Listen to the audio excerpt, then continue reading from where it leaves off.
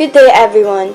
Today we're going to talk about a miracle of Jesus, which is Mark chapter 1 verses 40 to 45, or also known as Jesus heals a man with leprosy. A miracle is a phenomenal or supernatural event in the physical world that surpasses all human or natural powers, and more often than cannot be explained by the laws of nature. In the passage scripture, it is says there that a man with leprosy came to him and begged him on his knees, "If you are willing, you can make me clean." Jesus was indignant. He reached out his hand and touched the man. "I am willing," he said. "Be clean."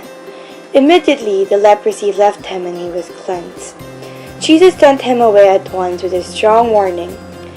"See that you don't tell this to anyone, but go, show yourself to the priest, and offer the sacrifices that Moses commanded for your cleansing as a testimony to them." Instead, he went out and began to talk freely. Spreading the news as a result, Jesus could no longer enter a town openly, but stayed outside in lonely places. Yet, the people still came to him everywhere. Based on the Catechism of the Catholic Church, number 425, the transmission of the Christian faith consists primarily in proclaiming Jesus Christ in order to lead others to faith in Him. From the beginning, the first disciples burned with a desire to proclaim Christ. We cannot but speak of what we have seen and heard, and they invite people of every era to enter into the joy of the communion with Christ. The connection of this is, the man disobeyed Jesus, but actually he did the right thing to preach and share the good news.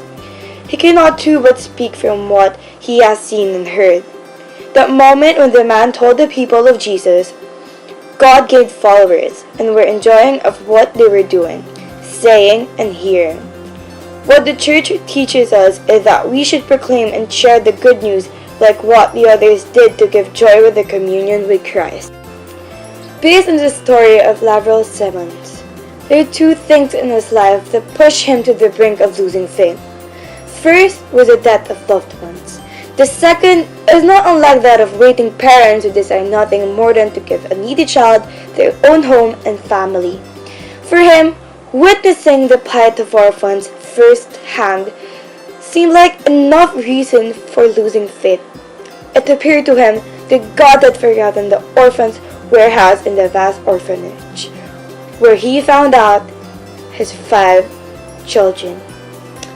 He didn't understand how he could leave them there.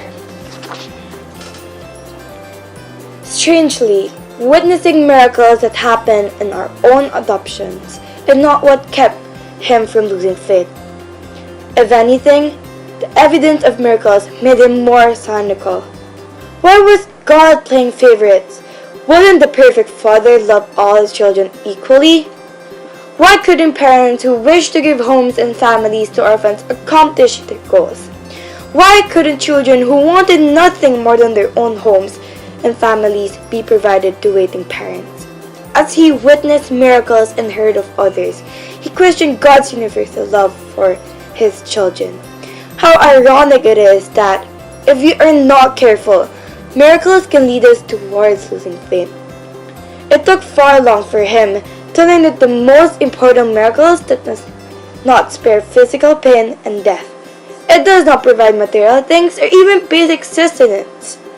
In essence, there is only one miracle that matters, and that is grace. Now, it came to my mind that if you ask God for something, He wouldn't simultaneously give it. It's either because He has a better plan for you, or it was just not meant to happen to you. In this situation, Jesus cleansed the man, but what Jesus had for him was compassion, and it was just meant to happen for the man, because if it wasn't for him, other things might have not happened. What we mean is that Jesus told the man not to tell anyone about him, but the man disobeyed him, and Jesus was not able to go to the town anymore and stayed in lonely places instead. But even though he stayed in lonely places, he wasn't lonely because lots of people are coming to him from everywhere. That was the result of disobedience of the man. But It brought something new that if it didn't happen, then lots of events wouldn't happen. That moment, Jesus gained a lot of followers. As you see, faith is very powerful. Faith or trust is also one of the things you can easily lose and is hard to get. Faith also gives strength and more hope to the people. Faith in God leads us to believe in Him, talk to Him, and pray to Him. Thank you for listening to me. Good day and Merry Christmas to all of you.